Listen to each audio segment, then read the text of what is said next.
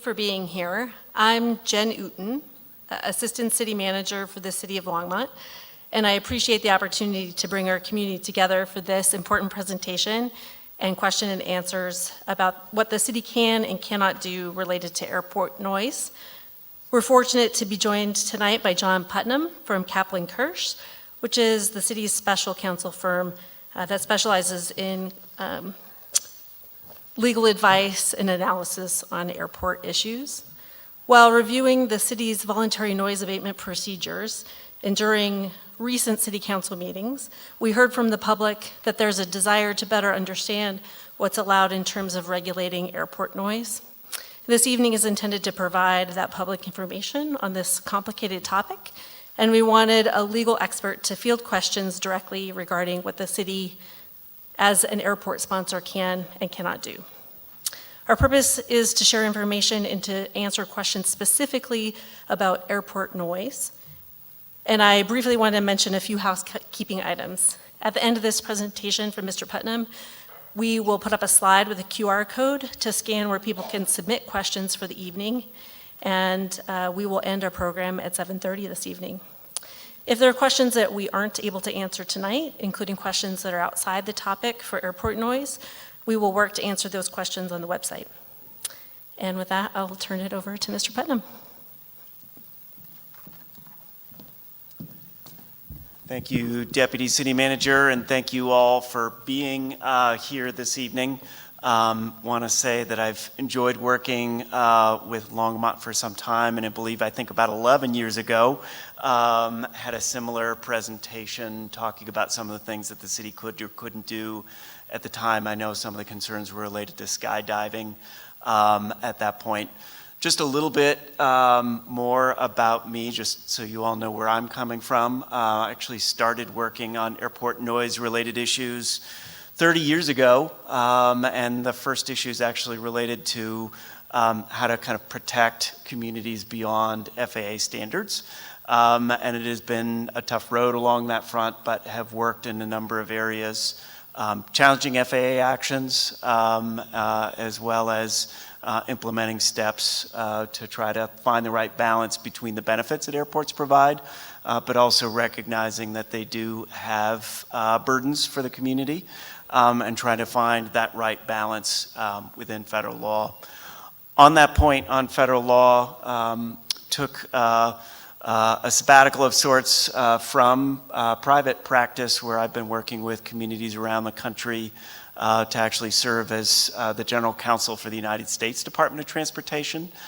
So in that role, I oversaw all of the legal matters and was the final word on legal issues for all the modes of transportation, including FAA. So I do have a pretty good idea how FAA thinks, how they're motivated and how things will move on. So with that, I've got a short presentation, and we'll lay out some of the basics, but really looking forward to all of your questions and to have some dialogue here. So I'm going to start in the way that should start, which is just with first principles.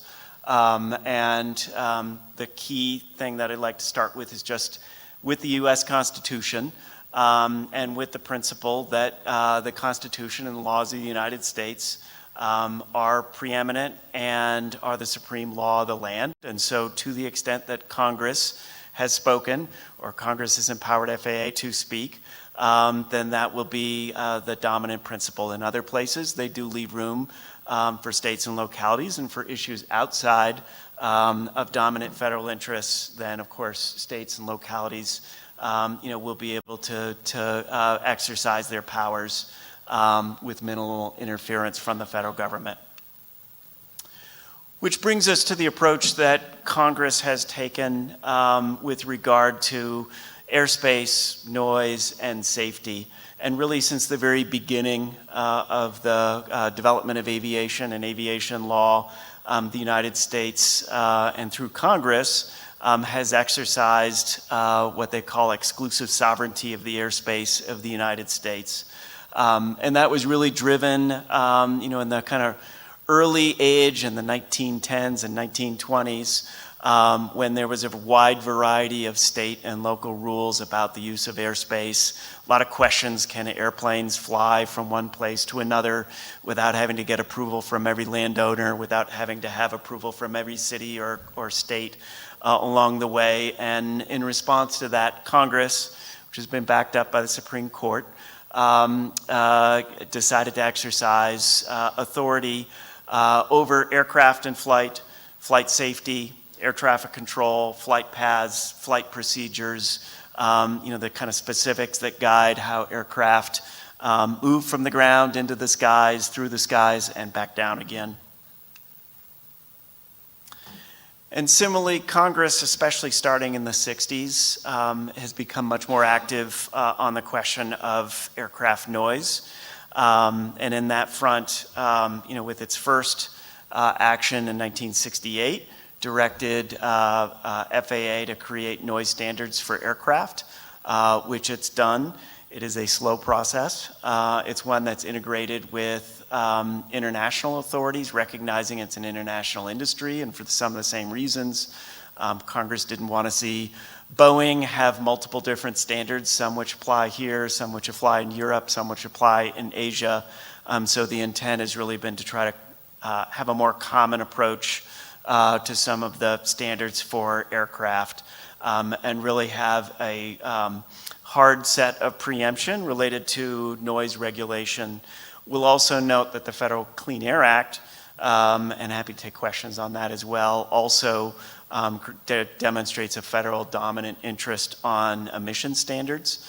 And so EPA and US DOT have to coordinate to create standards for emissions from aircraft as well, and those are also integrated with international communities.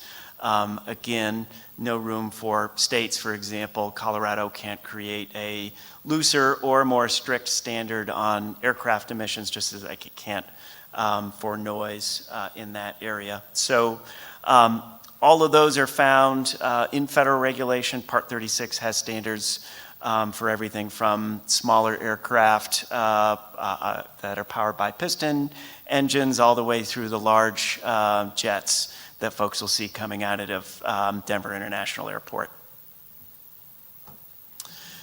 So it didn't take very long for the Supreme Court to become involved in this area, and the kind of leading case that's still cited comes out of Burbank, California. The city of Burbank had created a curfew on operations at the Lockheed Air Terminal, now the Burbank-Glendale Pasadena Airport. And the question came to the Supreme Court: what role did either proprietor of the airport, the owner, the operator of the airport, versus a non-proprietor? In that case, it was the city of Burbank. And the court decided definitively that non-proprietors did not have power to implement curfews or other sort of measures to control noise, but that proprietors had a very narrow ground to create reasonable, non-discriminatory, and non-arbitrary access restrictions, largely because the Supreme Court had previously found that the airports are the entities who are responsible for any liability associated with airport noise, and found that sufficiently loud operations from aircraft, think really loud and big jets, can suffice to create a taking under the federal Constitution, and that liability would be the responsibility of the airport on the theory that the airports could have just bought more land and created a bigger footprint to address the concerns in that area. As we'll see, though, FAA has kind of, and Congress, have eaten away into some of that exception for proprietors and reduced the scope that airports are able to exercise any authority that they have to address noise. So 3 main areas where the proprietary power of an airport, like the City of Longmont, would be limited. The first comes from FAA grant agreements and the so-called grant assurances. And I'll talk a little bit more about the specifics in a moment or two, but big picture, when airports take grants from the federal government, and they've been available since the 40s and 50s, then they have to agree to a number of conditions in exchange for those grants. I know that's been a live conversation, and happy to take some questions related to some of those grant issues. But in essence, Congress directed FAA to impose those grant agreements and grant assurances on the theory that if taxpayers are going to be paying money to airports to provide improvements on runways or taxiways or by land, then they wanted to make sure that the federal investment was protected in that area, and that it was going to be open for reasonable use without discrimination, that it wouldn't just be allowed for example, city residents or state residents, but would be part of a national system of airports. Now, over time, the law associated with those relatively simple grant assurances, which are less than a dozen pages, have spawned hundreds or thousands of pages of interpretive guidance decisions from FAA, and most of those are kind of summed up into a document called the Airport Compliance Manual, currently found at Order 5196C. If anyone either has looked at that themselves or is interested in take a look at exactly what FAA has to say. Now, the key thing is that's probably the best roll-up of what some of these rules are that FAA will apply, but it actually doesn't apply directly to the airport. It says very specifically, this is meant as internal guidance for how we will interpret this. And yet, because they have enforcement authority and determine what they are, it's considered to be strong guidance for airports. It's a safe harbor to the extent it says it's okay to do something. It's okay for airports to follow that. If it says airports cannot do that, then airports act at their own peril, and for the most part, the courts have followed the approach that FAA has taken. And we'll talk about some of the specifics in the context of airport noise and access. Another second major area where Congress has constrained airport proprietary powers is in the Airport Noise and Capacity Act, which was in 1990.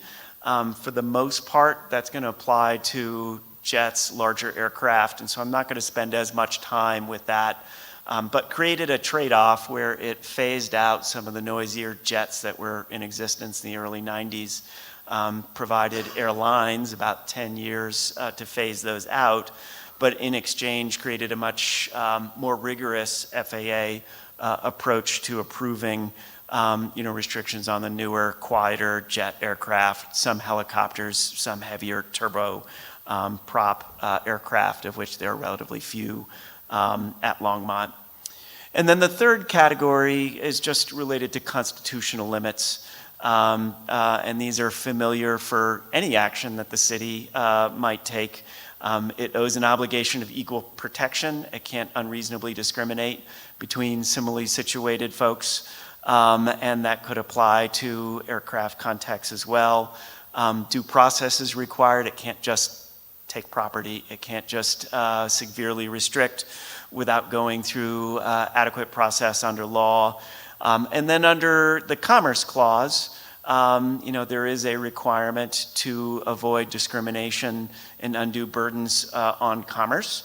And that has found its way into a number of decisions where airports have decided or attempted to restrict activity. Especially a lot of those cases come out of the 60s and 70s when there were attempts to restrict some of the noisier jet aircraft at the time. So I mentioned I would come back to these grant assurances and grant agreements. And I'm going to really focus on one grant assurance, which has been the kind of linchpin for a lot of how FAA has thought about these issues. And also note that this wasn't something that FAA just made up. Congress actually directed this language, and it's also found in a lot of the deeds when the federal government would convey surplus property from old military airports or other sort of facilities to cities or counties or states to operate as airports. It would contain similar provisions. But I'll read it just because I think we'll come back to some of this language. But it creates an obligation for the city to make the airport available as an airport for public use on reasonable terms and without unjust discrimination to all types, kinds, and classes of aeronautical activities, including commercial aeronautical activities offering services to the public at the airport. And one of the key things, I think, to take away this evening is that FAA has read this expansively, and so is one of the reasons why, for example, it came up in the skydiving context. FAA views skydiving as a form of aviation in the same way as taking a flight out of DIA or flying a general aviation aircraft in and out of Longmont. Same will go for ultralight, hang gliders, other sort of activities that may not be part of everybody's first assumption about what aviation activity will be, but FAA has taken the language from Congress and applied it very strictly to accommodate a wide variety of aeronautical activities. Now, that being said, there are certain circumstances where an airport can provide some of that. So, for example, if you have an exceptionally small airport that's not much bigger than the runway itself, there have been cases where they have allowed a ban on skydiving if there's another airport in the system that would allow that reduction.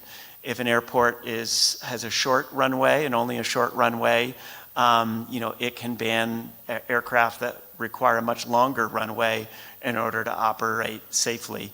But FAA has made crystal clear, and the courts have supported them on this point, that they're the last word on some of these safety and access related questions.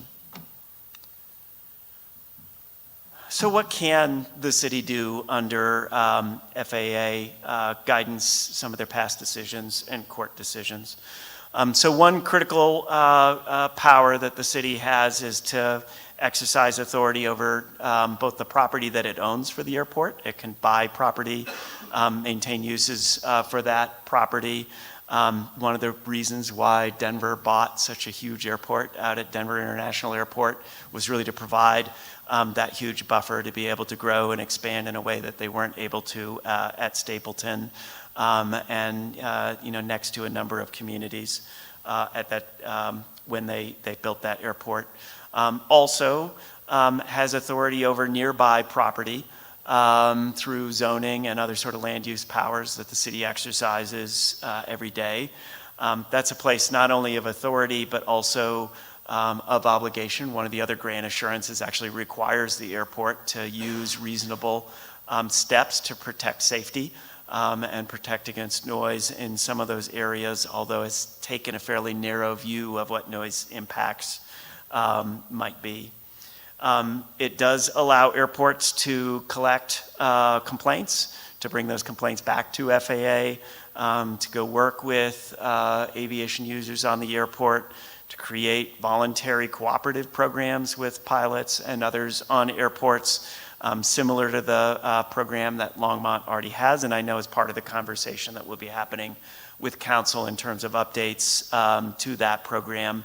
And as part of that, also cooperate with FAA, and to the extent, for example, that there are safety violations, it will be a trusted partner with FAA to bring those to the attention of FAA, which has happened frequently, including at Longmont.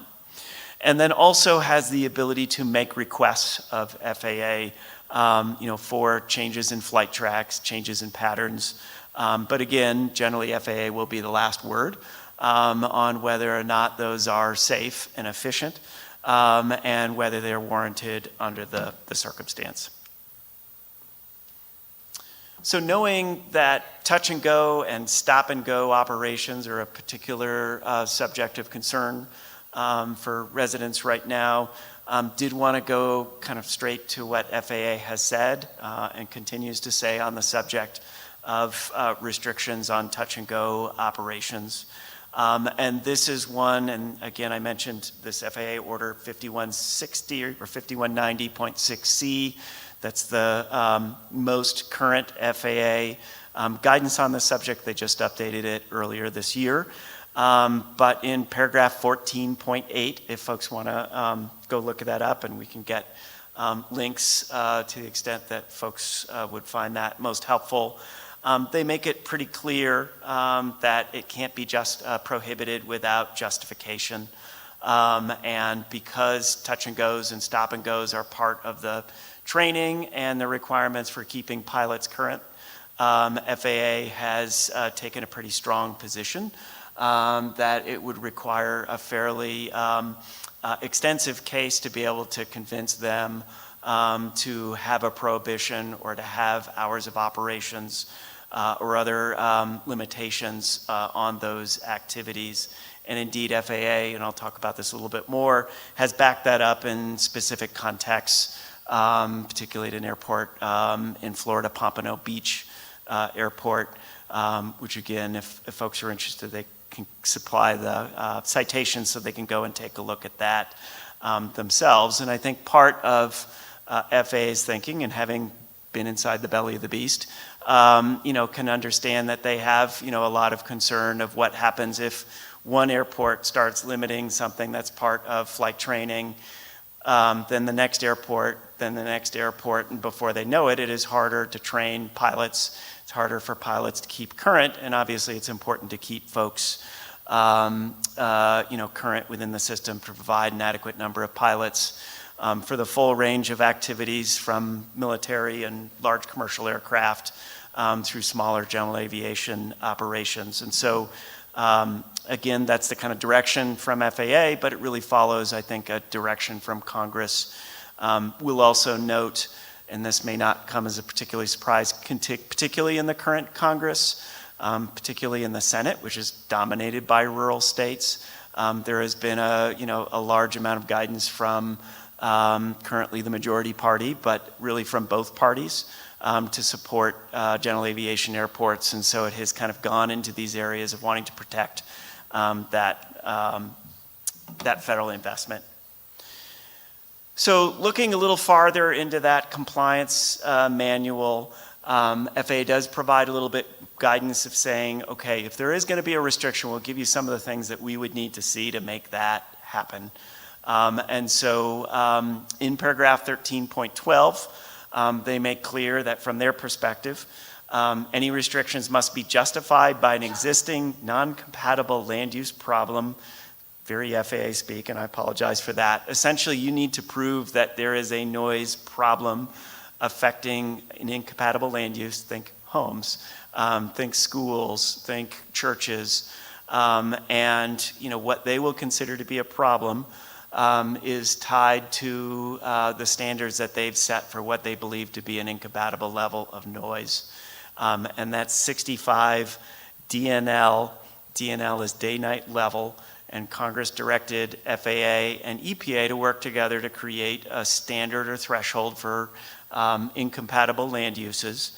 DNL is a strange creature. It's not the level of one noise event. It's not the loudest aircraft. It's not the number of aircraft, but they will take noise levels. If there are 100 operations during the day and they each are at 70 decibels, it will sum all of those up, which is made complicated by the fact that noise uses logarithmic scales because that's the way that we hear in those areas. So 10 plus 10 is not 10, it's actually around 13, I think. But it leads to some strange math in the way that things are summed, and so it takes a lot to get to the higher levels.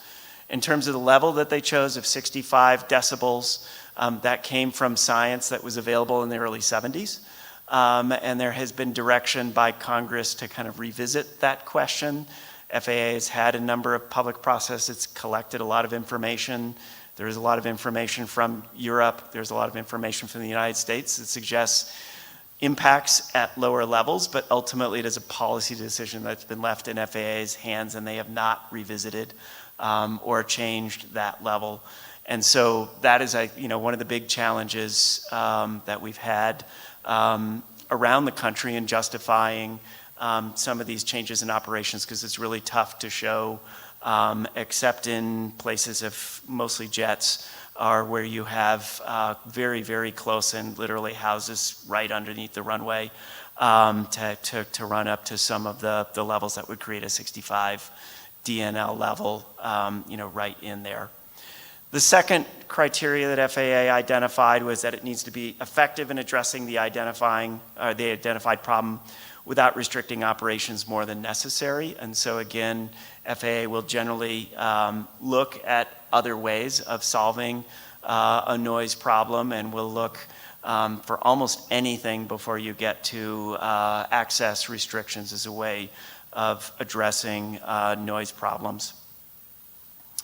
And then their last major criteria, and there's a few more details I'll talk about next, is that it reflect a balanced approach to addressing the problem that addresses the federal interests in making sure that the airport will still be a good investment, that people can use the pavement that they've invested in, the equipment that they've invested in, while still addressing some of the local issues. And that balanced approach will ask questions: have you zoned? Have you used your property power to buy homes? So some of the older, larger airports have bought out neighborhoods. LAX used to have a community right on the west side by the beach. It was a beautiful place, but it was right underneath the runways of LAX, and so they bought all that property and converted it to open space because of the noise-related issues.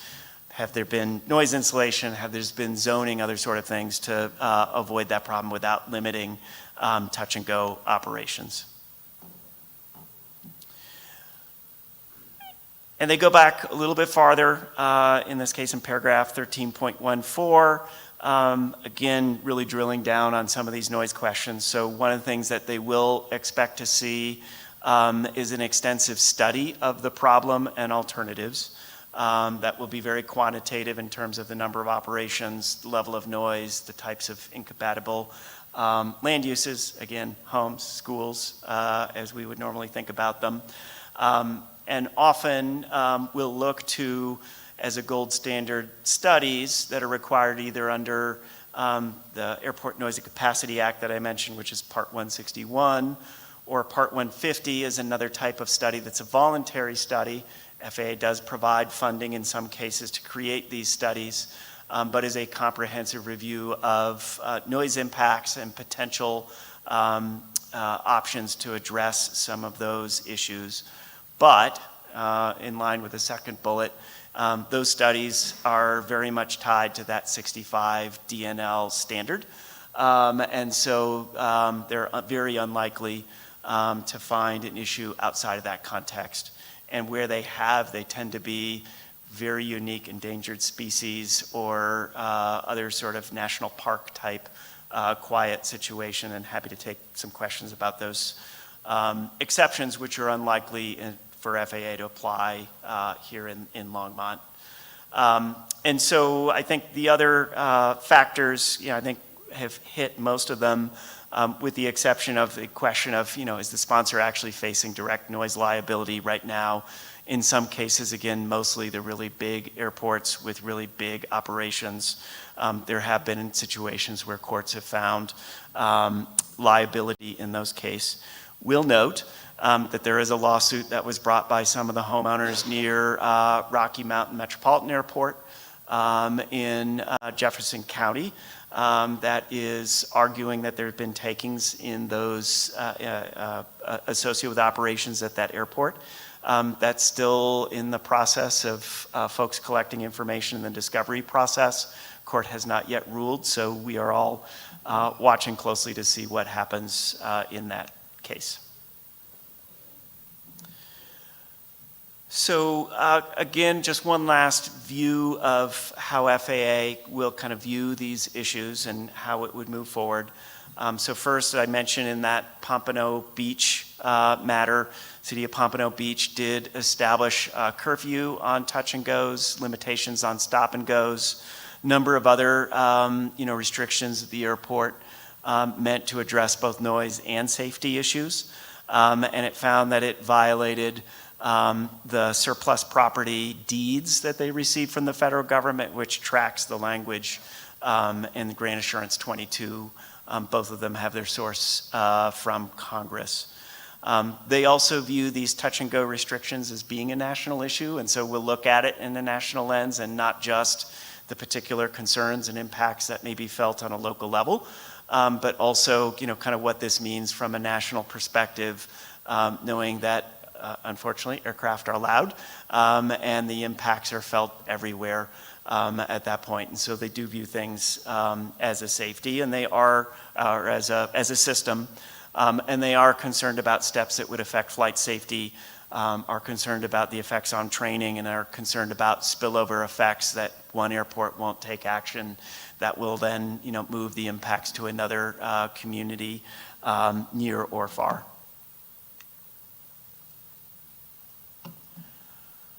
I think I've largely covered those issue of the control that FAA and others have in that area.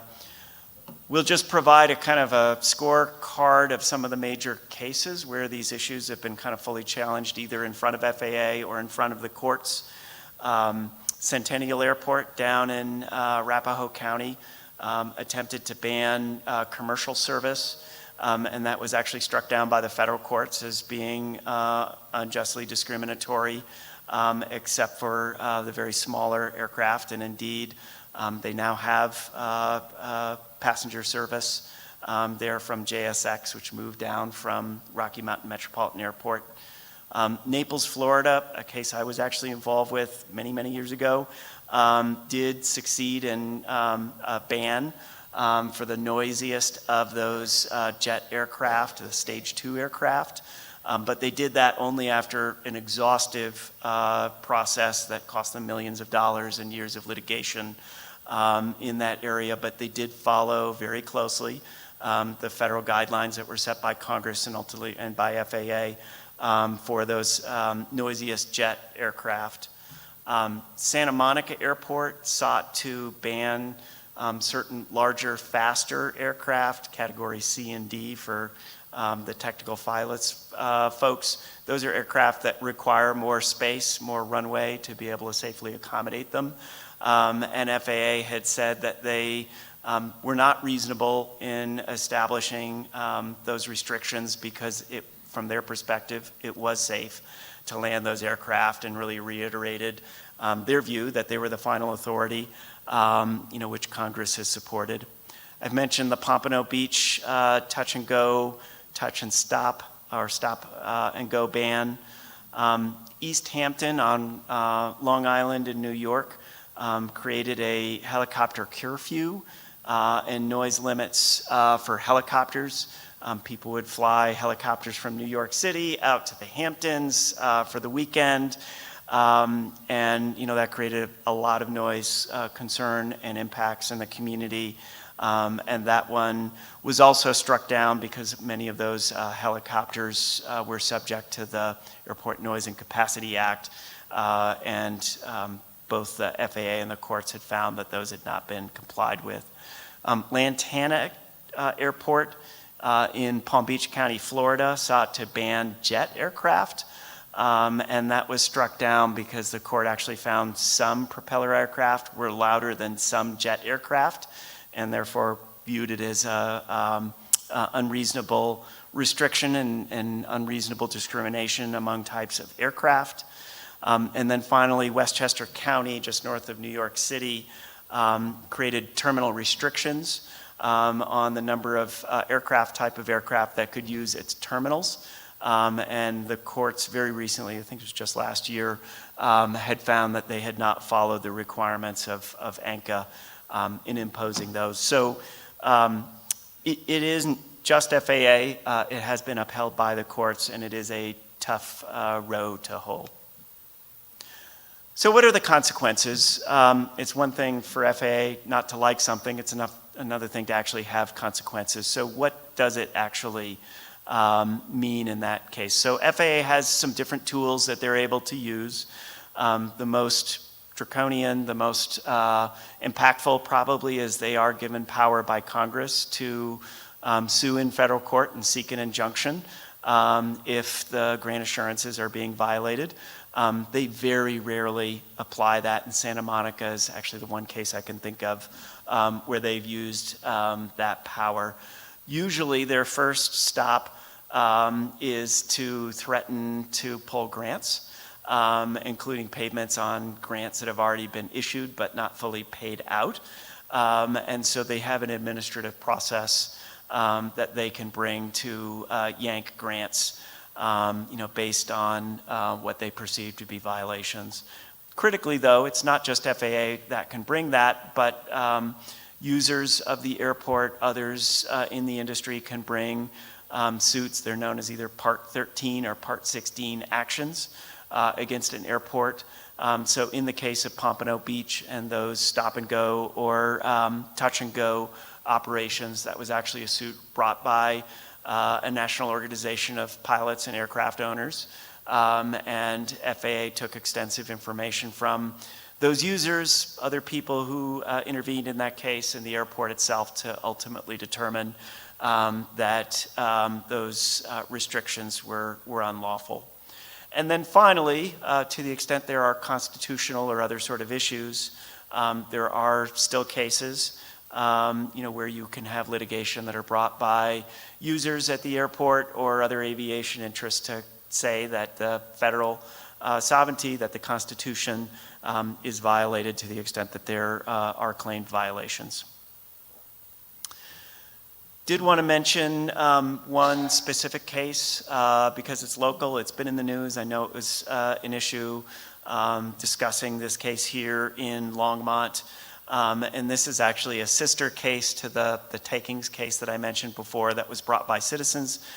This was a case that was brought by the town of Superior and Boulder County, who sued Jefferson County, who runs the Rocky Mountain Metropolitan Airport, claiming that the touch and go operations and some other operations at that airport created a nuisance, an old kind of form of common law tort, like negligence, like other sort of injuries that you could have.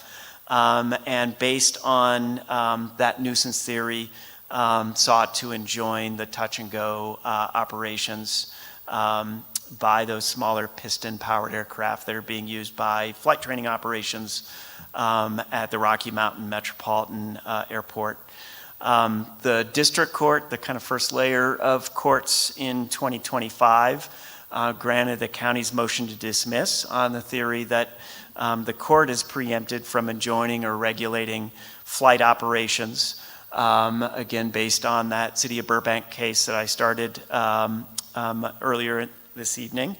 And as a result, the town and Boulder County appealed to the Colorado Court of Appeals, and just a few months ago in March, the court affirmed dismissal of the noise claims and remanded for further consideration on emissions-related issues. One of the other areas where the town and the county had identified concerns about a potential nuisance was because of the use of leaded aviation gasoline, or avgas, which is the primary remaining fuel that contains lead. And the theory was that the touch and goes in that case, created a lead-related nuisance. And because the Supreme Court case back in Burbank was focused on noise, they actually sent it back to the local court for further consideration on that issue. However, since that point, the two plaintiff entities have sought review from the Colorado Supreme Court. Colorado Supreme Court doesn't have to take that case. That's up to them in terms of whether it sees sufficiently important issues under Colorado law to take the case. And we will probably wait some months before we hear from the Colorado Supreme Court. If they do take the case, they'll go through a process of briefing, argument in front of the court, and we'll wait even longer. If not, it'll go back to the Court of Appeals to consider a petition for rehearing that the county filed on the emissions issue. If the county, or if the Court of Appeals decides not to take that, it'll go back to the district court to pick up some of those emissions issues. And I think if hit these kind of large points about noise, I did want to note some language that's in the opinion because it's come up in a number of locations. And the court really rested its decision at the Court of Appeals level on the point that because it is a non-proprietor, it doesn't run the airport itself, it can't be in a position to tell the airport what to do, even if the airport might have the power to do it itself. And so the highlighted language says, we therefore assume, without deciding, that Jefferson County has the authority as the airport proprietor to prohibit touch-and-go operations if it chooses to do so. It did not consider, it did not review some of the limitations on that proprietary power that we went over earlier this evening, but really as a kind of point of argument said, even if the airport has this power, we don't. And that will be what the Supreme Court will be looking at in terms of the request to take up that case from Superior and Boulder County. And we'll see whether they take that question. And with that, I think we will take a few minutes just to kind of get set up here. I don't know, Jen, if you want to talk any more about logistics in terms of questions and how to get there, but we do have a Slido app, and you could probably explain how that works. You were doing great. So yeah, if you scan this QR code or put in this information, go to slido.com and enter the code, you can write out your questions, and we'll have our folks on the communications team moderate that, so they'll send them through if they're related to the noise question. And we're going to get set up here in just a second with some chairs so that we can go ahead and I'll ask the questions that came from the audience. That sounds great. Thank you. Actually, I'll leave this up for just a second.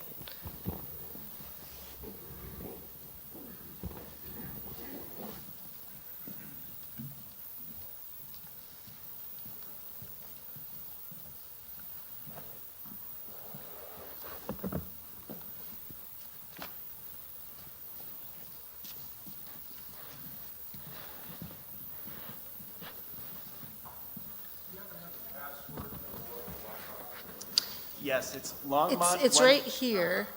It's at the bottom. The L is capitalized. Sorry. No worries.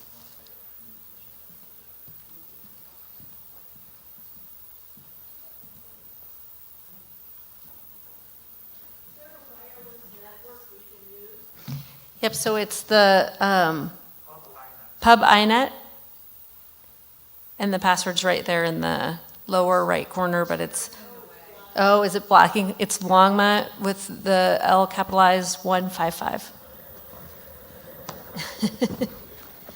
Actually, we can go here. There we go. We can put it back.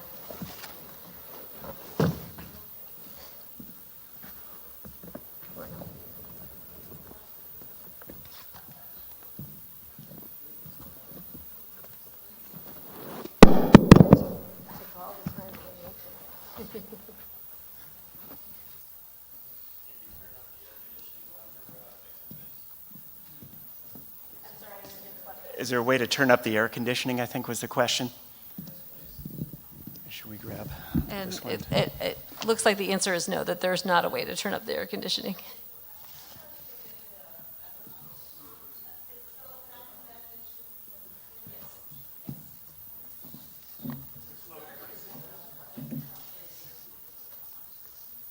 I'm sorry, I missed that question.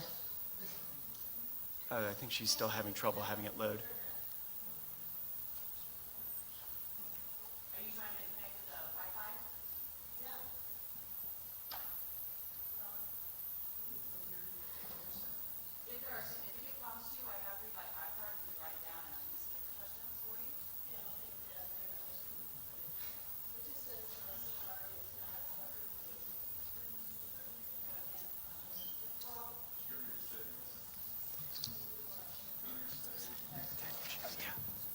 Do you want to take a sec with Mike? Oh, there's two.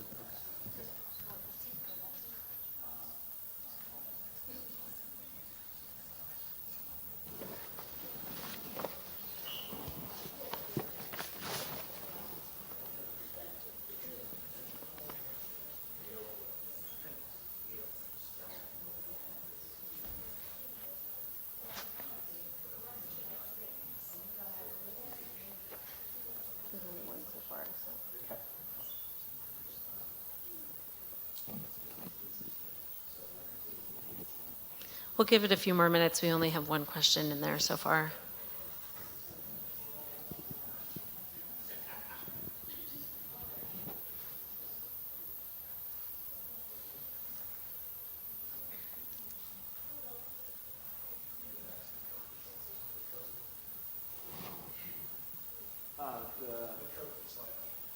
Oh, the code for Slido. Let me go back.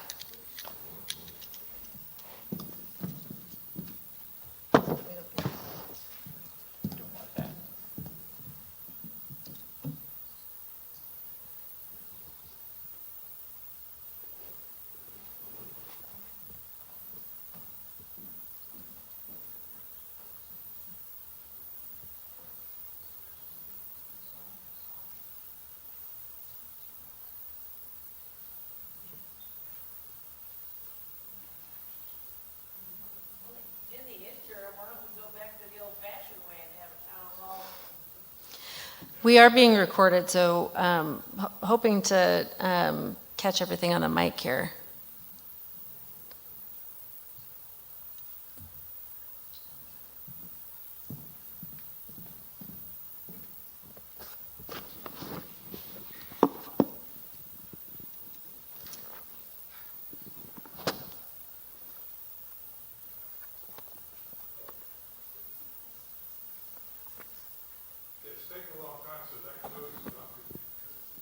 The code isn't working.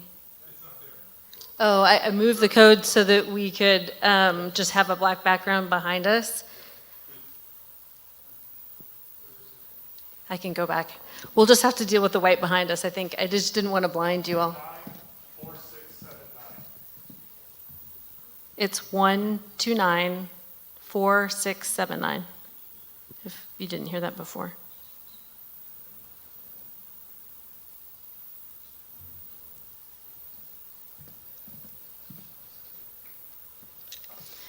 Okay, we've got a few questions. So, but the screen went black, so give me just one. Technology is supposed to make our lives easier.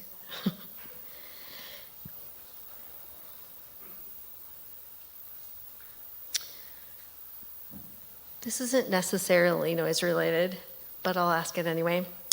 Is there something we can do to encourage pilots to use different paths rather than over our community, even under visual flight rules? So the answer is yes, there are ways to try to encourage that, and that's really a big part of what the voluntary noise abatement plans are meant to do.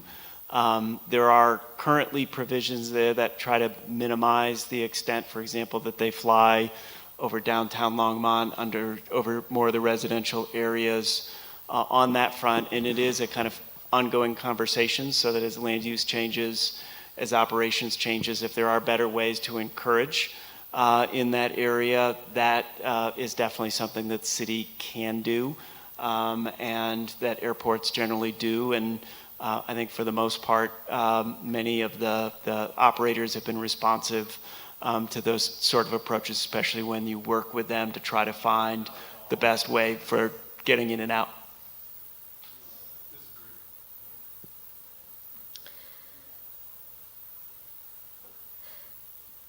We might have a couple of questions that are getting upvoted, and they're not necessarily noise related, so I'm going to take the noise related questions first.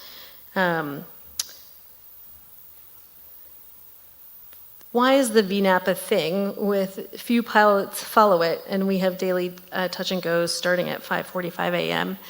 And so I might just take that. The voluntary noise abatement procedure, which is affectionately called the VNAP, is a voluntary program. So it's something that we ask pilots to do to fly friendly, and it isn't regulatory. And maybe you could provide a little bit of context there. Sure. So going back to the conversation, it is a voluntary program. It's not a mandatory program. If it were a mandatory program, it would have some of the same issues of FAA compliance and probably lead to litigation with the FAA, or FAA itself may seek to quash that. So it is voluntary. That being said, I know there are some statistics that were part of the package for tomorrow night's package that I think had a roughly 80% level of compliance with the timeframes. And so that's one way to look at that issue.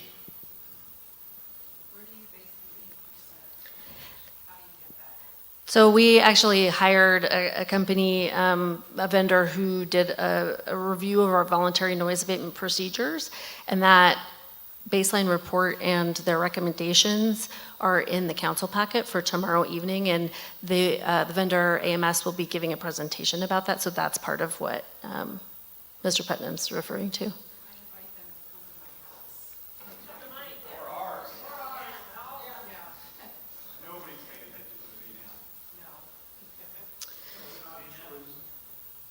Can you please explain why the city is not allowed to use landing fees as a mechanism to control the amount of pattern work being done? There seems to be a common misconception that this is an option. So FAA does allow the imposition of landing fees as a financial tool. It does not allow them without going through all that extensive process to implement them as a noise or access control mechanism. Because they don't want to see a kind of bypass of all the rules that I talked about in their principles before. So they've been very clear that, for example, noise fees or budgets or landing fees aimed at reducing noise from their perspective would be inappropriate access restrictions. That being said, there are reasons why you can have landing fees to provide a fair way of spreading costs around the airport, but that's a balanced sort of issue. I know there's also some work being done to take a look at different ways of funding the airport because it is critical to make sure that the airport has funds to operate. I think this is a question potentially for you and maybe also for our airport manager, but can the city put, I'm sorry, it moved on me. Can the city put on the AWAS a message that states avoid touch and go operations from 8 p.m. to 8 a.m. as part of the voluntary noise abatement procedure? Yes, it can include information. And AWAS, just for folks know, is the radio-based system that provides weather and other kind of information for pilots using the airport. And you can provide noise abatement information on that. I don't know whether that's something, Levi says that is something that's provided right now on the AWAS. Why don't they do it? It's a voluntary program, and so there certainly are lots of folks who are looking at that, but it's voluntary, so it's not regulatory. Understand that it is, and maybe Levi, you can. Why don't you come around? Currently, we do have a information little blurb on AWAS, which directs individuals to our entirety of our VNet program. So not a specific item, but we direct them directly to our website to learn more about our VNet program.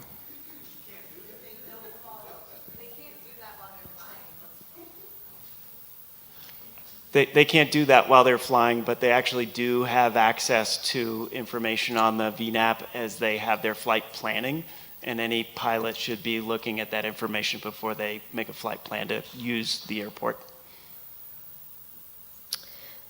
The pending court case and other slides seem to indicate that the primary path of limiting local control is through grant assurances and withholding of grants.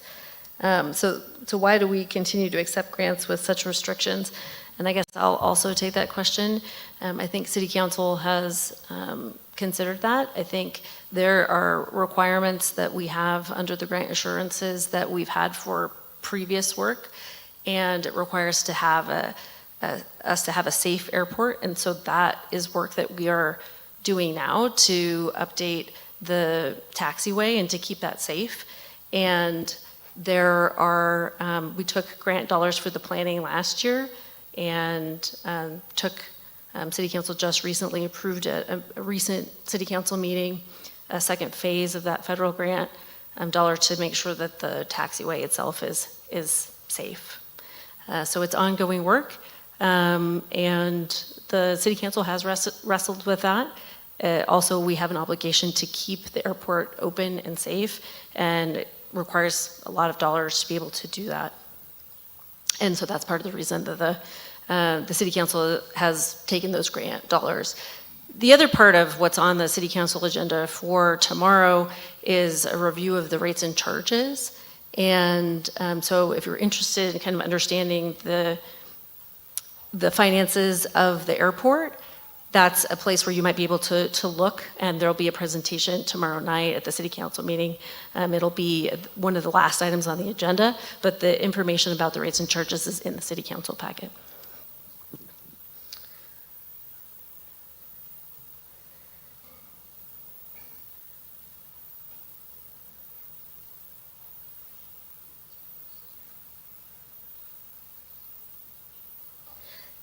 The 65 DNL is inappropriate for Vance Brand as it takes a day and night average. We have almost no night traffic, so that number is meaningless.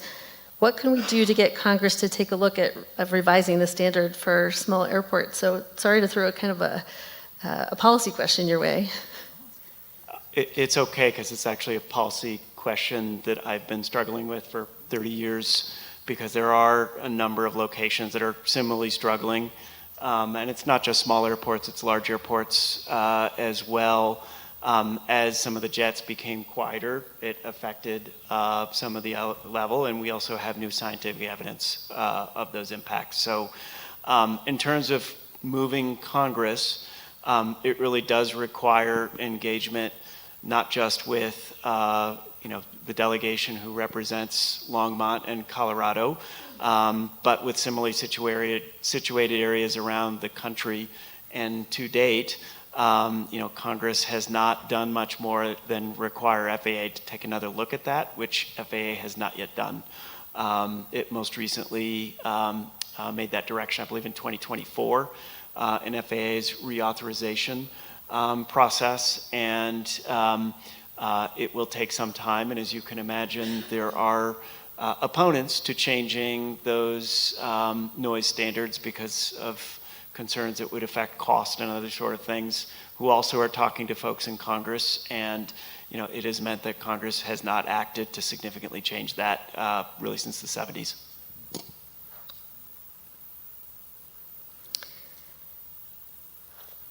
So here's a question that we might need to ask in a slightly different way, but I'll read it as it's posed. Increased noise is a symptom of increased airport usage. Is there a capacity limit based on safety regulations?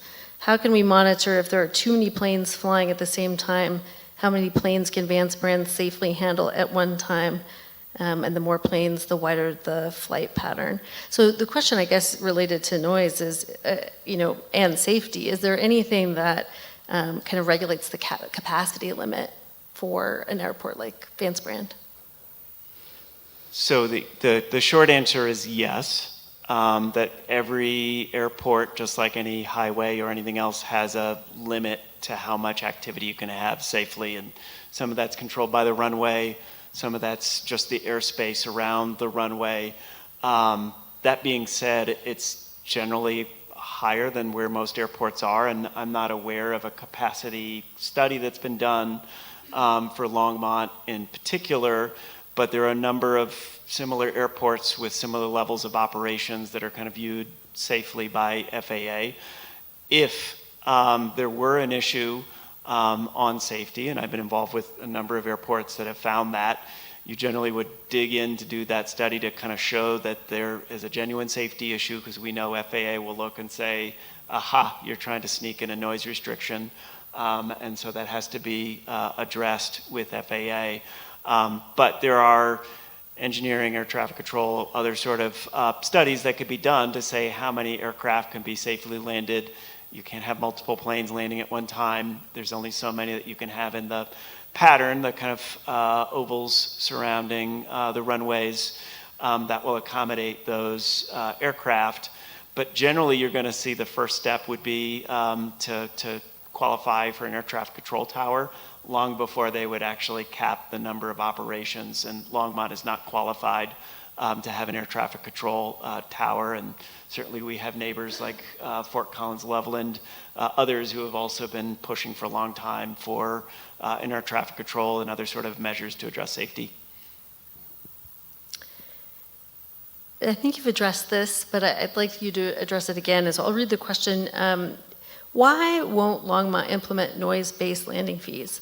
My earlier research shows that the FAA allows those under prescribed rules. So FAA has actually said that you can't use fees as a way of controlling noise. It can be a financial tool, and they will, look with some scrutiny, especially if there's been a lot of discussion around landing fees tied to noise. It kind of raises the bar to some extent with FAA in terms of how they're going to look at it.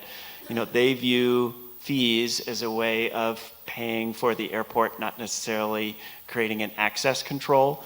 And if the access control isn't warranted through a regulation, they're going to be extremely skeptical of doing the same thing through a fee-based mechanism. So there's a question about the vendor report for voluntary noise abatement. So will the vendor report on voluntary noise compliance be published on the city website?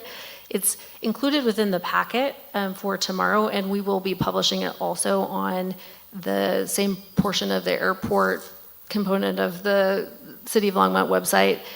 I don't think it's up there yet, but it is already part of the City Council packet that's available for tomorrow's meeting.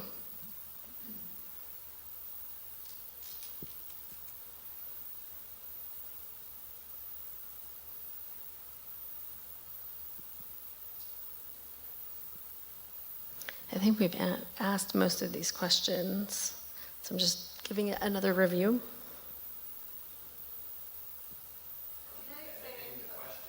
Yeah, mine is still waiting for approval, and I'm not too sure why, but I'm just gonna kind of call it out here. But the title of this town hall is what can we can and what we cannot do. And all you've talked about is what we cannot do. So do you want to restate Yeah, the question? I'm happy to address that. And I did talk about some of the measures that an airport could do, and the voluntary method is one. I think the collection of information to be able to understand, is there a safety issue? Are there other sort of things that could be done? And that kind of collection of information is part of that packet in front of City Council tomorrow. And there are probably other measures that could, further deepen that information to try to understand, are there noise issues that would pass muster with FAA? Are there things that could convince Congress or others to change some of those rules in the future? And then are these reasonable measures to address a noise problem? Those are things that could be handled. I will say that the collection of information is also something useful. And, one of the things that I saw in tomorrow night's packet that other airports have used is more public information about operators and particular aircraft that may operate outside of some of those areas. That's something perfectly legitimate to focus a spotlight, focus particular conversations with some of them, and sometimes that focus can have a beneficial effect in changing behavior. But again, it's a voluntary sort of approach based on the way that FAA has set up the rules provided by Congress. And I will just note that there'll be a conversation tomorrow at the City Council to talk more about the review of those voluntary noise abatement procedures and what the consultant found for the baseline, and then also what those recommendations are. And there are lots of recommendations related to having increased meetings with pilots and the public and neighborhoods related to what's in the VNAP, and having more conversations and having more awareness of what those voluntary asks are of pilots. And just one other thing I'll note, with more information, which I know is part of the conversation, there's opportunity to identify unsafe operations and report those to FAA. Again, the city can't enforce that directly against a pilot. That's left to FAA. But with solid information, FAA more often will do something as opposed to more general questions about whether there's safe or unsafe flying in a particular area. Information makes that a whole lot more solid. And I think this is related, and again, I think you've addressed it, but the question is, can't municipalities give penalties for non-compliance for a VNAP? And because it's voluntary, it's not a regulatory document, but maybe you could just restate that. Sure. So penalties would move it from being a voluntary to a mandatory program. And if it's a mandatory program, it's subject to those same grant agreement and constitutional and other sort of constraints that I mentioned earlier. And, FAA has made that exceptionally hard to do. So the city can't just implement those penalties without exposing itself to a lot of liability with FAA. On your slide saying what you could and couldn't do, I thought one of the options was to have the flight track adjusted. What kind of options do we have around that? Let's just restate the question, so it's around, Because the flights have a lot of, they create a lot of noise if they're flying directly over neighborhoods. So if we could adjust the flight track somehow, like what options do we have around that? At least in my area, in Southport Park, just across Maine from here, it is dramatically worse in the last 6 years than it's been in the previous 15 that I've lived here. So I'll restate that just so it's on the recording and so everybody can hear it. So I think the question was, the slides that I had on things that you could do related to flight tracks and that the city could request. It can't mandate, but it can request changes to some of those flight tracks. So FAA has a process by which an airport or users of an airport can request changes to flight procedures. And so again, that usually requires a collection of data. How are aircraft currently using the airspace?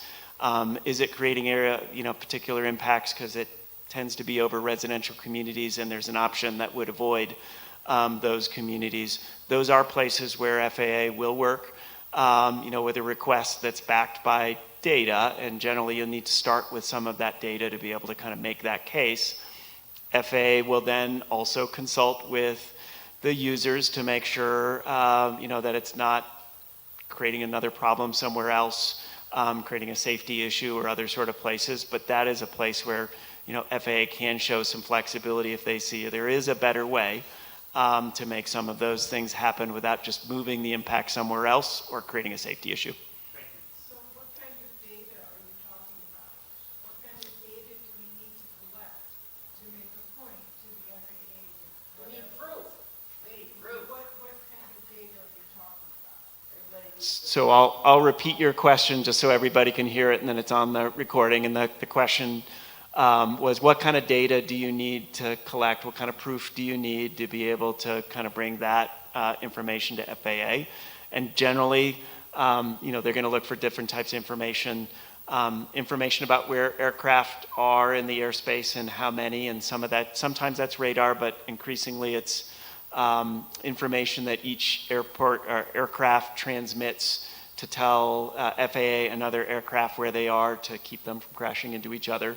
But that data is available, and I think it's one of the sources of information that was used in the study that's in front of council right now to kind of show where aircraft are, in the environment. They're generally going to look for different types of weather, different types of times of the year, knowing that weather can make a difference in how the airport is used.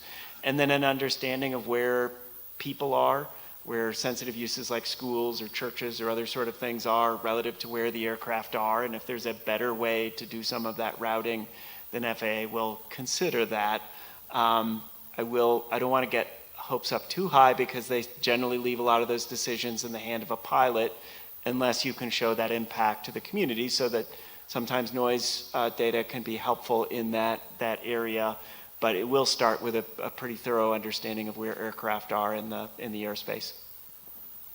So that essentially means that for the general public, people who are living in the houses in the neighborhoods where these planes are flying over with about this much clearance from my roof, I have no way of providing that data in a credible fashion to the FAA. We need to hire people. No. So I think the question or comment was, it is hard for individual homeowner or group of homeowners, if you're affected by overflights in that area, to kind of collect that data yourself. You don't have all the electronics, you don't have all those other sort of things.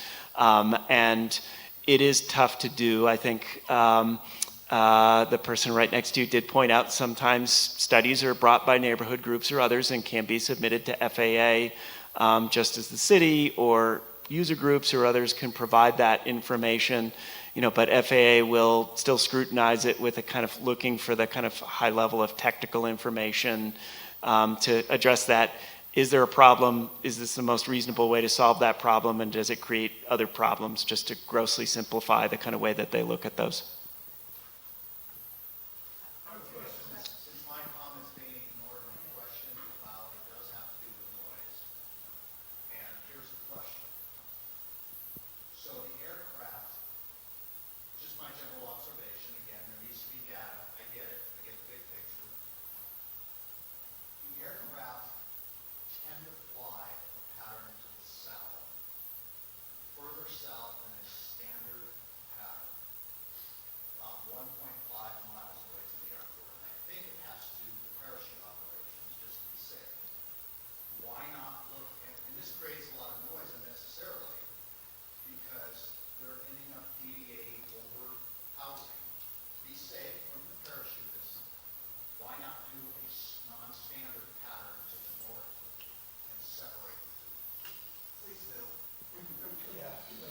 Well, I understand that, because I do it almost north, and there's a disaster. That's not true, sir. So I'll try to summarize your question. I think the question, and I'll try to capture as much as I can, is basically that pilots are deviating to the south of the existing south pattern, potentially to avoid skydiving operations, and that's putting some of those aircraft over homes that are farther south of the standard pattern at the airport.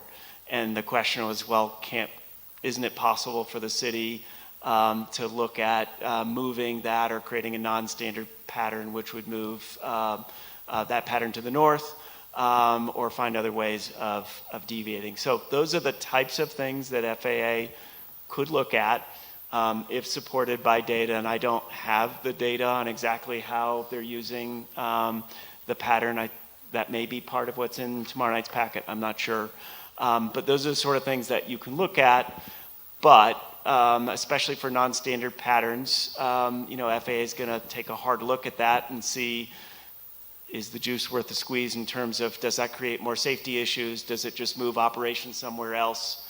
How does it affect the overall package? So it'll be a complicated review, to your point. It would need to be backed by data, but those are the sort of things you could look at. I will also note that the pattern is not regulatory, so FAA is not going to penalize a pilot just because they're outside of that pattern, so long as they're seeing and avoiding other aircraft and otherwise operating in a safe manner. If they are operating in an unsafe manner, then that would be something FAA could take a look at. I have a question here. Planes are often flying well under the AGL guidelines, which is a major effect on noise. This is also a safety issue. Is the FAA fine with this? So FAA has a requirement for pilots over congested areas, and Longmont is a congested area in most areas, at least where you've got people. And pilots have to stay at 1,000 feet or above within those congested areas, except when landing and taking off. And so that's where you're probably going to see a lot of those aircraft that are below the 1,000 feet above ground level in that area, and that is permissible under FAA's regulations for pilots, landing and taking off, and that includes moving up and out of the airspace, coming in and out of Longmont.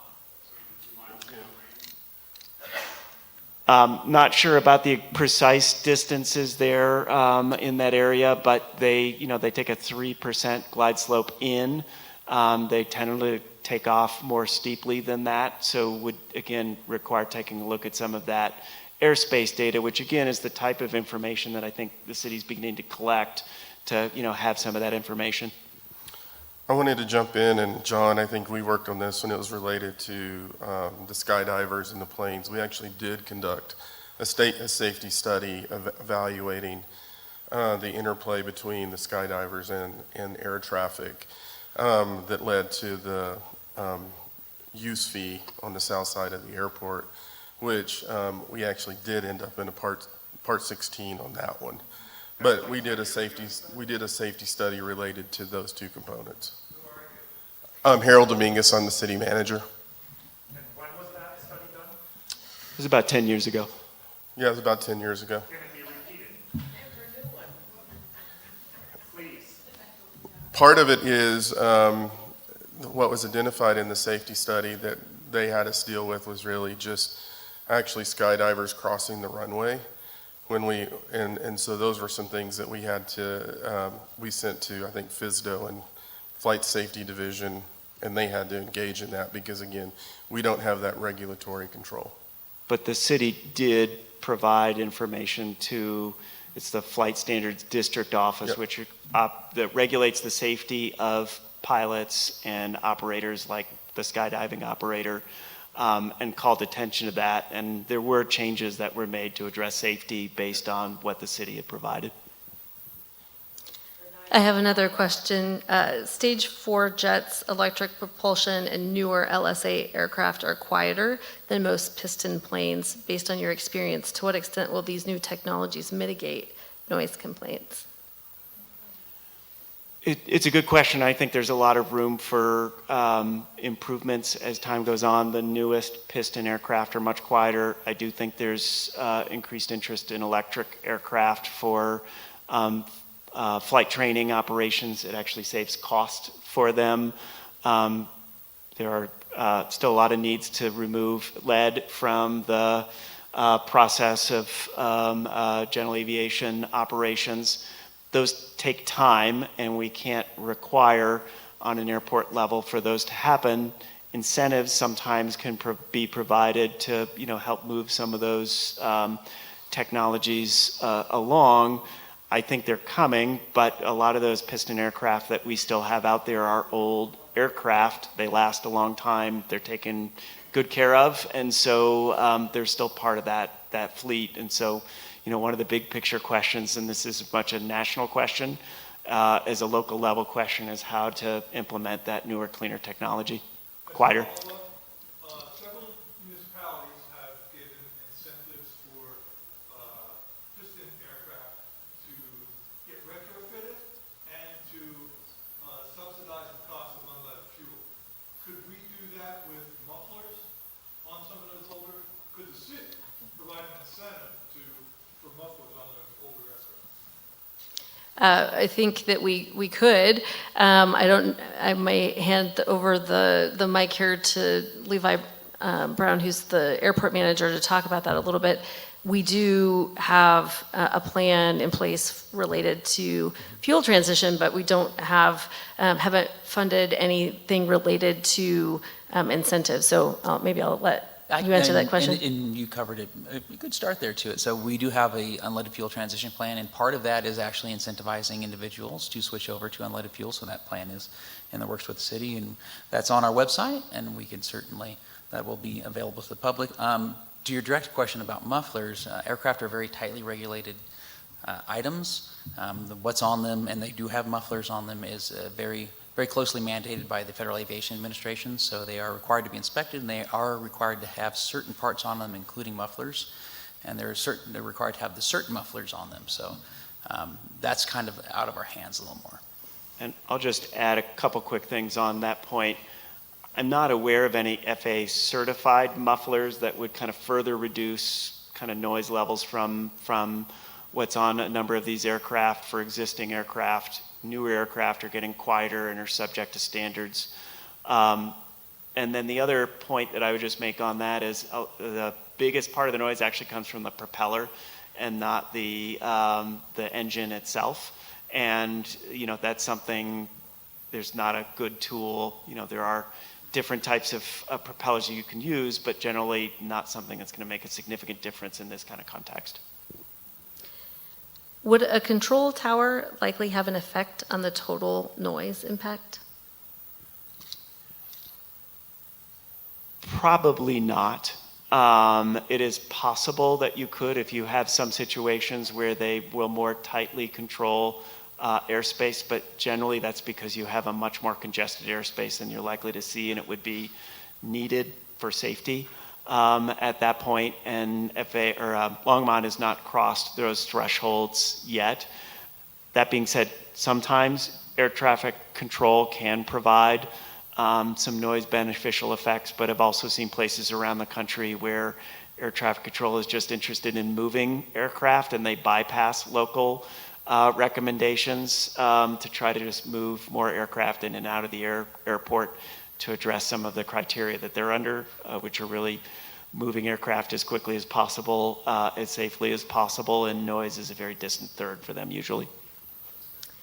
You mentioned that the city could charge fees as a financial mechanism.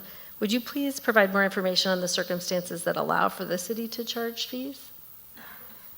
Sure. So the FAA actually directs airports to set reasonable fees and charges to cover the operations of the airport, and directs the airports to be as self-sustaining as reasonable, to use their language. And so it does provide the ability to use leases, which is one of the tools that the airport uses right now, what's called fuel flowage charges, basically a charge for every gallon of gas, leaded aviation gasoline that's pumped at the airport or unleaded.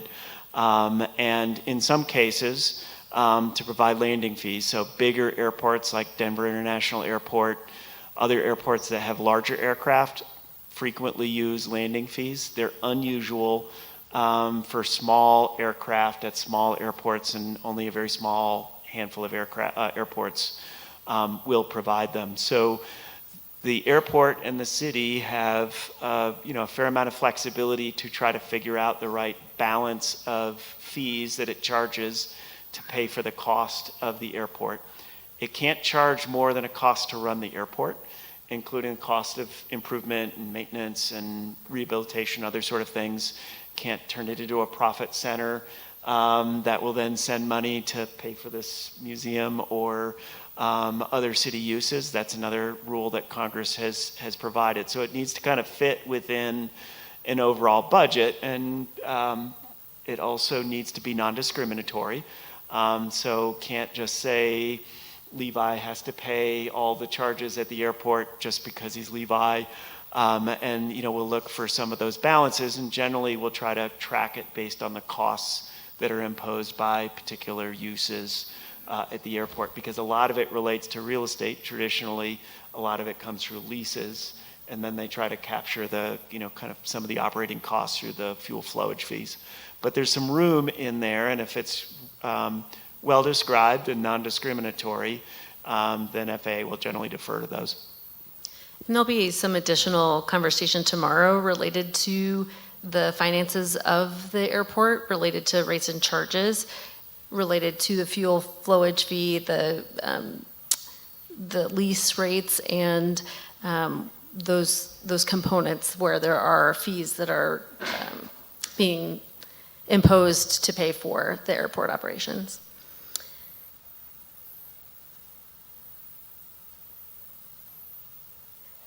Let's see. At a prior meeting, I thought you stated the airports could not move noise-related issues to other communities. If that's true, then why can airports redirect their touch-and-go operations to our airport? So another airport without FAA approval can't shift touch-and-go operations to Longmont or another airport in that case, in the same way that I think FAA would look dimly on Longmont shifting it to Boulder or Erie or somewhere else. And so I'm not aware of anybody who has done that, and if it were the case, it would push. Levi did it. We brought them all here. I think that there's been an increase in traffic or traffic all over. I don't know if you were able to give some information related to that as this whole corridor, just within your experience working with other airport sponsors. Yes, and I don't have Longmont. I've seen some of the statistics from Longmont, but I don't have the full details memorized. I do know there's been an increase here consistent with other airports on the Front Range, which is why I think some of the issues associated with the impacts of training operations and general aviation have been a concern, not just at Longmont, but other airports, including in the Rocky Mountain Metropolitan Airport, at Arapahoe County, other airports. I think especially in the wake of the pandemic, we've seen significant increases in the number of operations, throughout.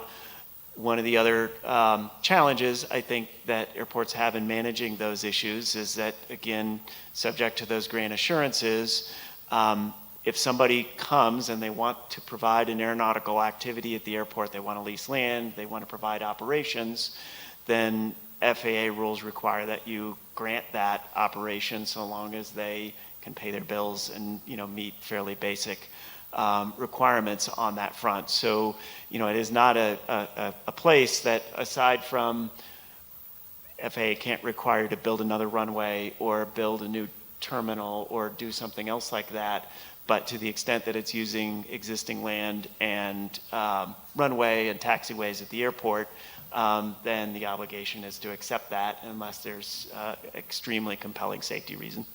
So you mentioned that the increase happened after the pandemic. Would you say that started in 2020? Has there been an increase other places? I think we have some information related to increases, but we have implemented a tracking system not that long ago, so it's difficult for us to look back and have regular data and maybe Levi can give a little bit of information about what we did to change the way that we're tracking. But first answer that.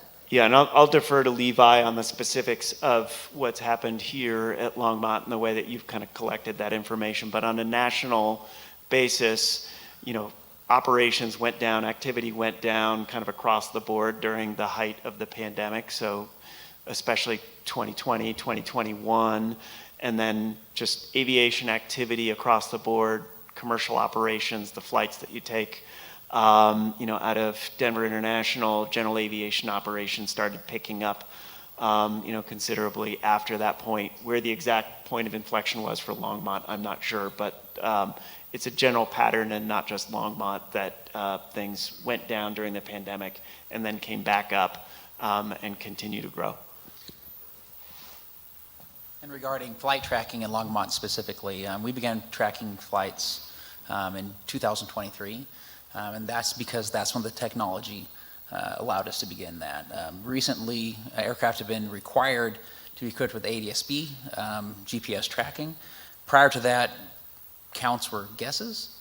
At that point, the technology was finally there where we as an airport could start tracking that. I'm proud to say we were one of the first 2 airports in Colorado to actually employ that technology. And the system that we set up was actually used as a model by the Colorado Department of Transportation to then provide grants for other airports to provide that same tracking. Can you share that data somehow online? With a report or something? So that's a question for how we proceed moving forward. And again, kind of to what Jen said before, a lot of that will be spoken about in the meeting tomorrow night when you go through that assessment. The company that actually does our tracking, airport monitoring systems, will actually be giving that presentation tomorrow. And one of the recommendations is related to having some dashboards that do some reporting. So you'll hear more about that tomorrow if you come to that meeting or watch online. And I'll just add one other piece, and Levi mentioned the kind of change in technology. It was actually really hard to get information about small plane operations. You'd actually have to hire people to be there with a clicker and other sort of data, kind of collecting that information. It was very labor intensive. So the availability of the service that the city has been using is relatively new and still kind of in its infancy. It's also one of the reasons why airports generally have not had landing fees on smaller aircraft, because it's much harder to track and collect than big commercial airlines like United or American or Delta, or even some of the big jets are easier to kind of keep track of than the smaller planes, and that's been one of the cost factors traditionally. It just wasn't worth the expense of trying to track that down as opposed to collecting it through fuel or leases. Some of that is changing, but none of these services are free, and I don't know exactly what they're costing Longmont right now, but that is one of the kind of factors in how you use it.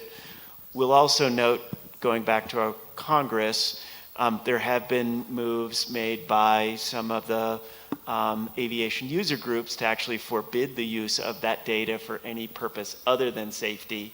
And so, that is a factor that has not succeeded in Congress, but is a kind of indication of how it is a push and pull in Congress and requires a lot of attention. I have a question here that says in 2016, adherence to the VNAP and noise abatement was removed from the leases for based operators at LMO. It asked why was that so, but maybe you could answer the question about whether that's allowed to be in a lease for a hangar. So I'm not familiar with the exact language in the airport's leases. I think if it's kept as voluntary information, there's not a reason you can't have it in the lease that I can think of right now. To the extent that it begins to look like a mandatory provision in the lease, that would be the same as an ordinance where you could send out a city police officer to collect a fee or ticket. It starts looking not voluntary at that point if it has a mandatory element to it. And so how you write it makes a big difference. Thanks. I'm looking through, I think that's the bulk of the questions that we have this evening.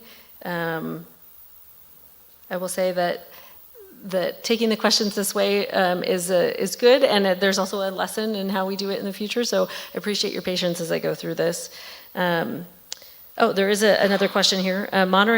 Monterey Airport has in their VNAP recommend touch and go and practice operations are 4 within a 2-hour period per pilot. Could we add something like that to ours, or could we add that to ours? I think for voluntary provisions, it's voluntary, so it's always possible to do that. And part of the question is that something that's reasonable to ask and workable both to reduce noise and for the folks who are providing that. If it's not reasonable, they're probably not going to follow it. And so would need to be part of a dialogue, but certainly not a legal issue that would keep you from putting that in. And I'll just note that that's something that the City Council had directed us to explore, and there is a recommendation related to advancing that in the voluntary noise abatement procedures review that, again, City Council will see tomorrow. Yes, sir. Proximity of aircraft to the homes affects the noise of homes. The pattern is prescribed as a half-mile to 3/4-mile turn left downwind. When the pattern gets overused, or you have a pilot that is not able to fly within that prescribed pattern, it gets kicked out into more and more of the neighborhood. Is there any tools we can utilize to hold tight to the pattern?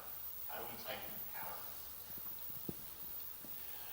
I'll repeat your question, which I think is a variant of one of the earlier questions, but it's an important one, which is that the pattern is supposed to be tight, and I think it's in the VNAP to hold a tight pattern here in Longmont, but it isn't always flown that way, and sometimes it's busy, sometimes individual pilots will fly outside of that, and the question is how you can work to get to that point. And I think it goes back to some of the original principles. To the extent that there's data to suggest refining that pattern, and that can be worked out with FAA and the operators, that may be one option. Not sure technically or otherwise whether that's workable, but that may be one option. Part of it is also working with the pilots and others to encourage, more compliance with that tight pattern, to try to encourage it that way. If there are unsafe operations, and some of that's happening in a way that's inappropriate under FAA regulations, and we can collect evidence of that through monitoring or other sort of tools, then that information could be shared with both the pilots and FAA to ensure safe operations in that area. And then, as I understand, one of the options that'll be talked about last night is just, directly identifying folks who may regularly be flying outside of that tight pattern, so that that information could be shared. That information could be used to have direct conversations with those operators to encourage them to do, though, and bring some spotlight to who's tight and who's not in that context. Are there, Anywhere? Is there anywhere we can go see this pattern? Like if somebody were moving to town, that might be of interest to them, so they may not know where they don't want to live. That's a good question, and I'll repeat the question. Is the pattern shown somewhere so that folks can know, they're moving underneath the pattern, or they're moving an area where you may see more of those operations? My understanding is the city has an overlay zone of, I forget the exact term, airport influence zone, I think, something very close to that is available. And that is one of the tools that FAA encourages, the kind of provision of public information about where those operations are. So as the city has more information, like we'll have tomorrow night, shares where those aircraft are, that information could become more available for people to make their decisions on, where to live. And if they're more or less sensitive, they can make appropriate decisions, which, I think is something that bigger airports have seen for some time as well. and there, So as a tangent to that question, I'm sure that the city could have building codes around saying your roofs need to have more insulation to prevent extra noise, things like that. Is that anything that you've seen in your experience? So the question is, can the city also have building codes or other zoning codes, other sort of things that would address noise mitigation within those areas so that you might have more roof insulation or window insulation, other sort of things? So yes, that's something that's common more for large airports than small airports. But Denver had that at Old Stapleton, has that around Denver International Airport. You'll see it, pretty much around any big commercial airport. There will be standards that if you're within a particular noise zone, you have to build to a certain noise level reduction, is the kind of magic term, which will mean that you have more insulation, better caulking, better windows, other sort of tools to reduce that noise. It comes at a cost. And so sometimes there will be pushback from builders or property owners for some of those requirements. But, those are standard tools that are out there, again, more for big airports, but certainly FAA will encourage, the use of the zoning power as well as information power to, provide that information.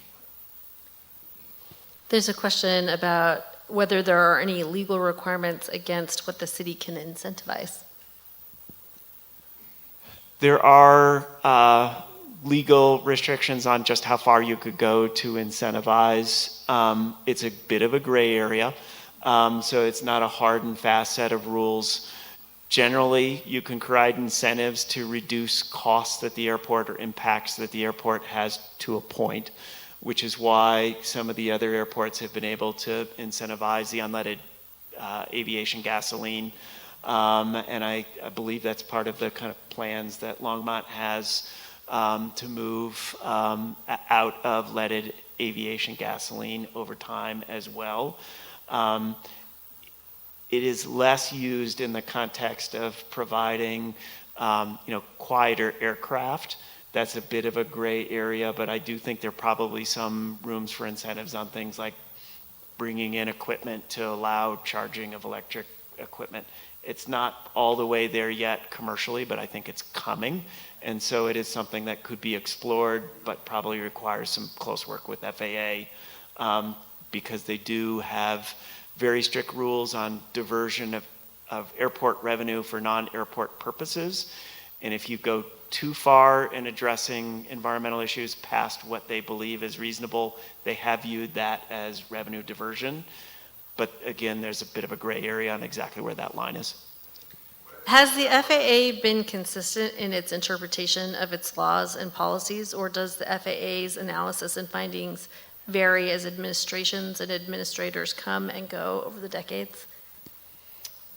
It's a good question. They've been remarkably consistent over time, from shifts in administration, shifts in political parties, largely because Congress has been pretty clear on the kind of policies it wants to see. That being said, I will say in the last 12 months, I've seen a shift to be less favorable to airports and more favorable to airport operators in a number of the decisions that have been coming out of FAA.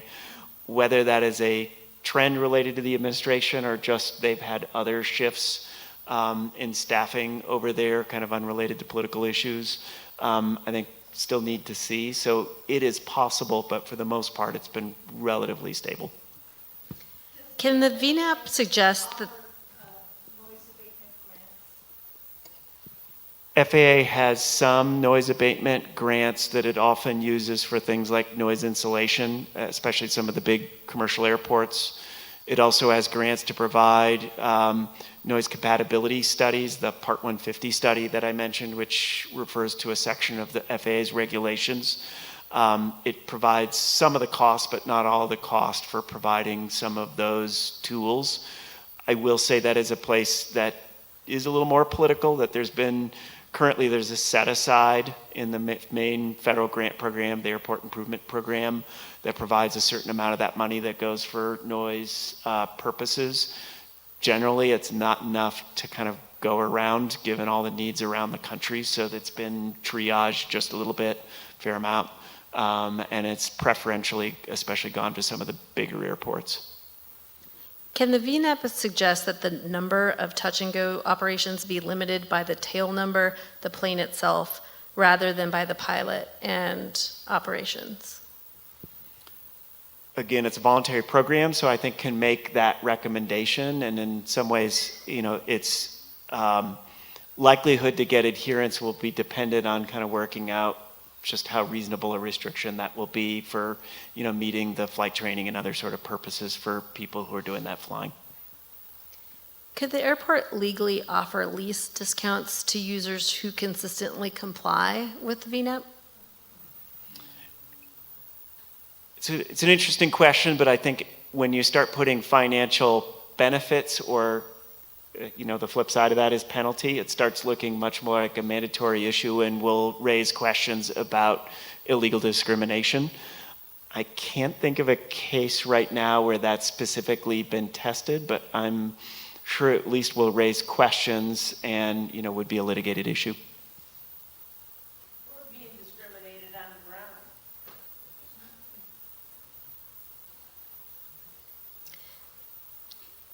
Does ANCA apply to non-stage aircraft? It seems like these planes don't apply to ANCA regulations. Did mention kind of one of the big three places where Congress and FAA have limited proprietary powers, the things that airports can do, and one of them is the Airport Noise and Capacity Act. That was the one that I mentioned. Primarily affects large aircraft, jets, turbo, charged aircraft, not turbocharged aircraft, but turbine-based propeller aircraft, and largely noted that relatively few aircraft at Longmont are going to be touched by that. The majority of aircraft are the smaller piston-based aircraft that are not stage-based. They are still subject to FAA noise regulation for new aircraft, but they're not stage-based, which is the link to ANCA, which is one of the reasons did not spend a lot of time talking about that this evening. Could you explain 14 CFR 91.119 and how it applies to pattern work in aircraft taking off and landing? So 119 is for particular types of commercial operations that are regulated by FAA. They are required to meet safety rules like everybody else, but I don't know that it particularly gets to the question of pattern work other than commercial operations are going to have somewhat heightened scrutiny from FAA in terms of safety operations, and if there is a pattern and practice of unsafe operations, it could lead to decertification of the organization and not just the pilot. I think you've answered this, but I'll ask it. Would a time restriction such as 10 p.m. to 8 a.m. be possible? So a time restriction is viewed as an access restriction, a curfew by FAA. That was exactly the sort of restriction that came up in that Pompano Beach, Florida matter that I mentioned. They had limitations on stop and goes and touch and goes based on time of day. I think the touch and goes, they changed the exact time a few different times, but they tried to avoid early in the morning and late at night for obvious and good reasons. But FAA found that to be an access restriction that was not justified under Grant Assurance 22 and the surplus property deeds that they're subject to. Can Longmont add to the notice to airmen that touch and go flights reach a height of 1,000 AGL minimum if they are further than 1 mile from the airport? So there are very strict restrictions on what goes into notices to airmen, NOTAMs, and to the extent it suggests a mandatory requirement, it would not be allowed to do that. It can provide NOTAMs with some voluntary measures, and looking at Levi, you may already have some of the voluntary provisions in your NOTAMs, but FAA will take a look at the kind of substance of those, and if it looks to them to be unsafe, unreasonable, unachievable, they will likely veto those. I have a question. How does the city's noise restrictions influence what you just discussed about timing? Like, don't we have in the city requirements for quiet times versus, how do those relate? It's a good question. So the city. Could you restate it? Yeah, good. Thank you for the reminder. So great question, and I'll restate it. The question was, how do the city's kind of general noise ordinances and rules relate to what's possible at the airport? And the answer to that question is Longmont, and actually state law requires reductions of noise and limitations of noise for a number of other purposes. So, issues have come up in Colorado Springs about amphitheaters, for example, and how late noise from amphitheaters can go. In this case, because federal law preempts local and state law, and Congress has kind of occupied the entire field of airport noise, it does not apply. Looking at Eugene, I think there's actually an explicit exemption under the state law for aircraft operations. Not sure what your ordinance says. There are a few more that have been submitted this way, so I'm going to read them. You have so much experience with this. Are there types of strategies or solutions we haven't discussed that we should be looking into that have some teeth? What should we ask the FAA to help with? Thank you. It is a good question, and I think everything starts with a basis of information, because you've got to show your work if you're going to do anything with FAA. So having more and better of the kind of data on impacts, what the operations are, where the aircraft are, how high they are, all of that will be incredibly important to diagnose as accurately as possible and then come up with solutions. We'll also say that the kind of information and being able to go directly to operators and share that information has been powerful in a number of contexts, because it can be tough because they will want to see improvements made to the airport. They will often be part of the community in those areas. Doesn't work everywhere, but has been effective in a number of locations, and I think is part of what will be discussed in the context of the proposals for City Council. Hypothetically, if the city had not accepted FAA grants, would we still be subject to discrimination-based restrictions? Hypothetically, if the city had not accepted grants any time in the past and hadn't received any property from the federal government, and I haven't checked your land ownership to see whether that property came from the federal government, but assuming those two issues aside, if it were an airport that was purely a city-run operation, it provides more opportunities to address some issues on the ground, but it still doesn't provide the ability to provide curfews or affect any of the operations in the air. That remains federalized because they control pretty much everything once the plane leaves the surface of the airport. Are helicopters also bound by flight patterns and noise policies? They tend to not seem to follow either. So helicopters also subject to rigid federal regulation, but they have an exception and are allowed to fly on a more regular basis lower, in large part because I think FAA wants to keep the fixed wing aircraft separated from the helicopters as much as possible. So they generally, you will see the helicopters, and they fly over my house on a regular basis, especially early in the morning on Saturdays and Sundays, at lower altitude, but that is permissible under federal law. This question, I think, is for Levi. Has the city staff or council had conversations with nearby airports to help the situation involving increased numbers of touch and goes at Vance Brand and related noise increases in residential communities in Longmont? We actually have. We've actually started a program which is a first in the nation, to my understanding, where we've begun coordinating with other airports along the Front Range to have what we call a quarterly VNAP meetings, where we actually get together and we invite as many of the flight schools as we possibly can, sit in the same room. Recently, as of our last meeting, we're also having an FAA presence, so we're having local airport staff, we're having flight schools, we're having representatives of the pilot community, the FAA, CDOT in one room together to talk about these exact items that we're talking about tonight. Are there minutes available for us to see? There are no minutes that come from those meetings, as I understand. They're kind of headed up by Rocky Mountain Metropolitan Airport. If you want more details on that, they do have actually a transparency page. You can get on and they post absolutely everything that they do produce on that page. The airport? The transparency page, yes, is open to the public. I think the question is about the meetings. Are those meetings They are open? not. They are invitation only.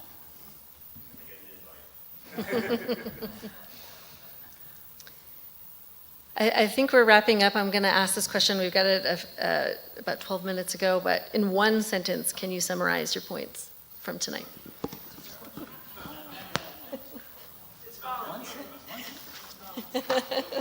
Maybe more than one sentence. Yeah, I'll keep it short as possible, which is because of the federal presence and the federal funding of airports, it greatly limits the options that you have on a local level to try to address legitimate noise questions or concerns on a local level, and it means that you do have to work hard through more voluntary, information-based, other sort of approaches,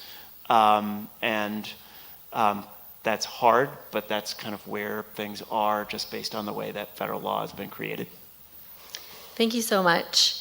The City Council will be having a presentation at their meeting tomorrow night. I think we've talked about it a little bit, both on the analysis of the voluntary noise abatement procedures and a rates and charges study. Those items are toward the end of the City Council agenda. The meeting starts at 7. So if there are questions that we weren't able to answer tonight, including questions that are outside the topic of airport noise, we'll work to answer those questions on the website, as I mentioned before. I want to thank Levi Brown, our airport manager, City Manager Harold Dominguez for jumping up here to answer a question. The city's communication team, I see they're here this evening. There are a number of members of City Council, so I appreciate City Council being here to hear this directly from you. I'd like to thank Longmont Public Media and John Putnam for sharing your expertise. It's much appreciated. And then I would like to thank everybody here in the audience, all of the community members who participated in this town hall, and for continuing to be active participants in this conversation. So thank you so much, and I appreciate all your questions. And thank you, Jen.